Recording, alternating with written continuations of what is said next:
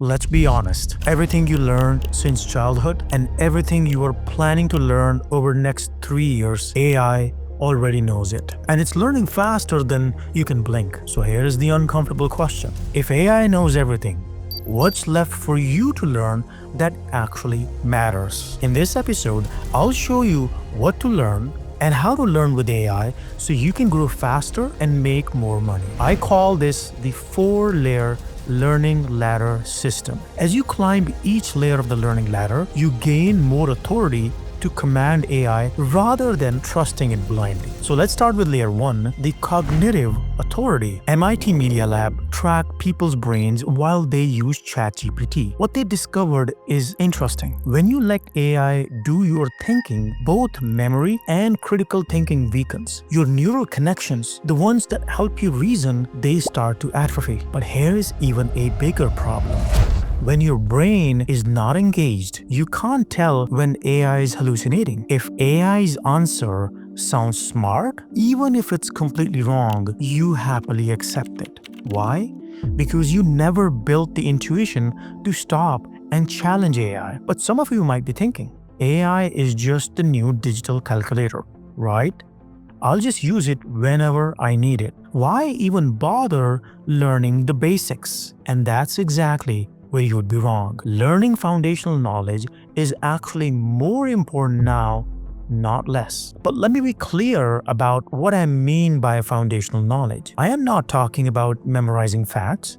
I am talking about building intuition. And that's the promise of the cognitive authority layer in the learning ladder system.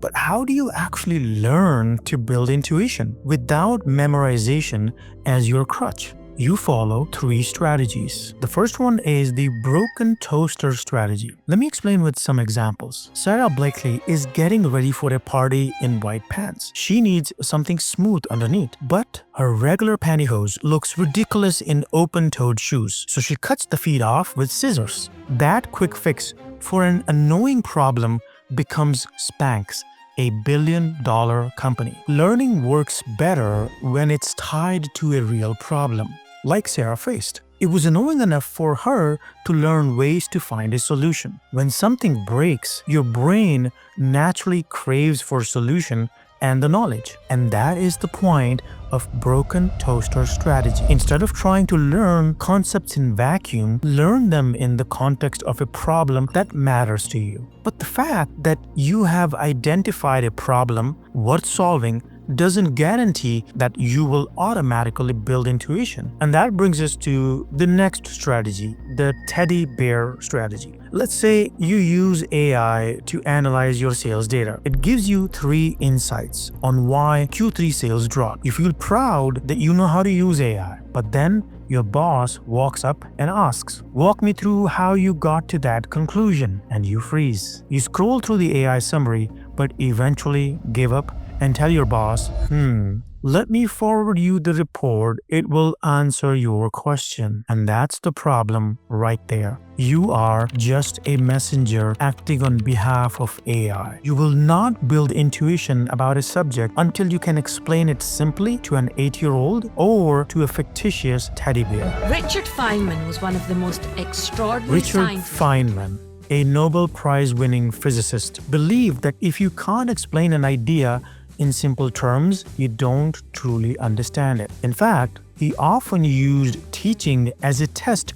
for his own understanding. But being able to explain what AI did for you alone isn't enough. You also need to apply the sofa shuffle strategy. Let's say you are arranging your living room and the layout doesn't feel quite right. So you nudge the sofa 6 inches to the left just to see if the space works better. You didn't arrange all the furniture from scratch, you just tweaked one thing. The sofa shuffle strategy means changing the problem incrementally to deepen your understanding until you get the result you're looking for. Now let's get back to the data analysis example. AI told you Q3 sales dropped 12% in the Midwest. You understand the conclusion. You can also explain how the analysis works. But now apply sofa shuffle strategy by changing the question you ask. What if this isn't a regional problem?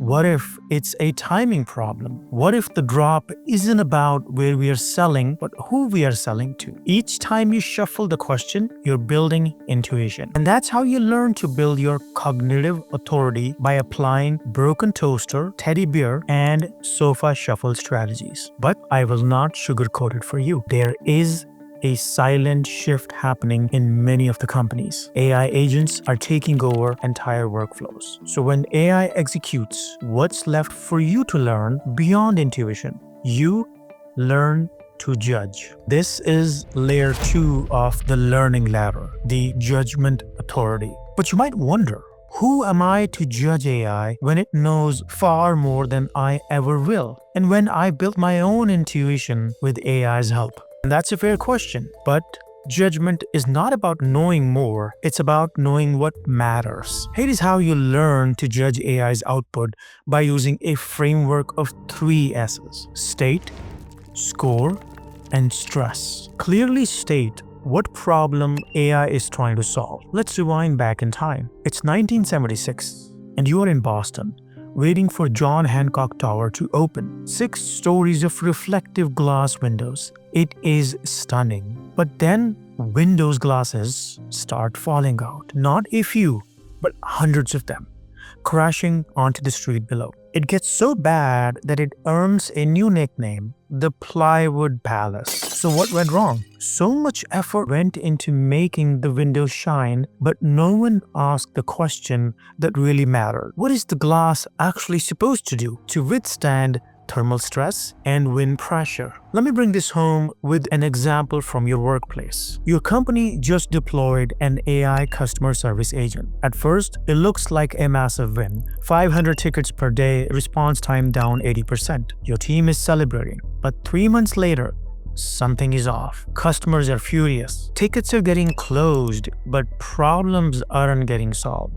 And that's when the answer hits you. Turns out the AI agent was marking tickets complete by saying, "We are looking into this," and then just moving on to the next one. Hancock Tower looked shiny from distance, and so did the AI agent. But in both cases, no one asked the right question. So before you judge whether AI's output is good or bad, you need to state clearly what it is actually designed to accomplish. Is AI trying to improve customer satisfaction or just closing issues? Is the lead generation AI identifying real buyers, or is it just tracking percentage of emails opened by prospects? After you answer this question, next you're going to judge how good is the output. This is step 2 of building judgment authority, the score. It's year 2000.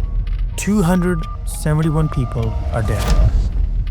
Treads are separating from Firestone tires at high speeds, causing fatal accidents. The company Firestone is investigating. And here's the thing, they already asked the right question.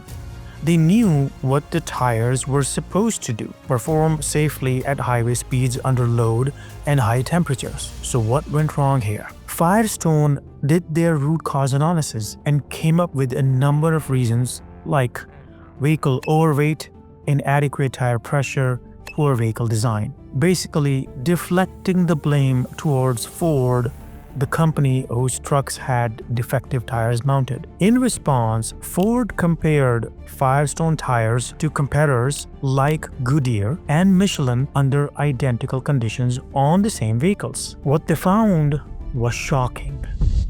Same vehicles with tires from other brands had far lower accident rates than the Firestone tires. Now let's pause and process this for a second. Firestone scored against their own explanations. Ford, on the other hand, scored against other working tires. When judging AI's output, scoring against the right benchmark is extremely important.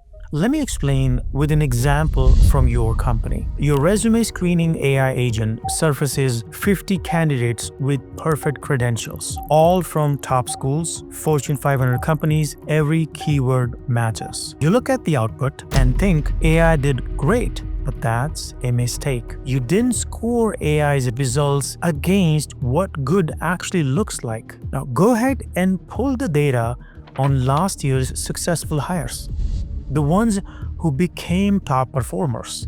Turns out that many of the top performers didn't go to Ivy Leagues. Your AI agent had no idea what types of candidates thrive in your company environment. The AI agent scored against resumes instead of against your company's performance benchmarks. But so far, AI has been operating under normal circumstances. But life is not normal. How do you make sure AI handles extreme situations? You learn how to stress test AI, which is the step 3 of building your judgment authority. Knight Capital is the largest trader in the United States. Their trading algorithms have been tested, refined, and running flawlessly for years. On the morning of August 1st, 2012, the company deploys new software to 8 trading computers. The deployment looks successful. Market opens at 9:30, but one computer doesn't get the update. It's still running the old version that should have been deleted, but no one tested for that scenario. The old code starts executing.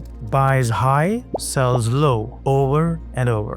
Knight's team has no automatic kill switch either. 45 minutes later, they finally shut it down. Total damage, $450 million in losses. 4 times their annual profit. The company nearly goes bankrupt. The system worked perfectly under normal conditions, but the company never stress tested the deployment process itself. Now fast forward to today, your company is building AI and feels confident that it can test the heck out of it given the decades of experience in software development, but not so fast. To stress test your AI, we need to acknowledge one important thing first. No matter how much intelligence we attribute to AI, it still lacks the common sense and intuition that humans possess. So your unique authority over AI is learning how to imagine real scenarios which are natural for humans to handle but challenging for AI. AI would have never seen COVID before 2019 or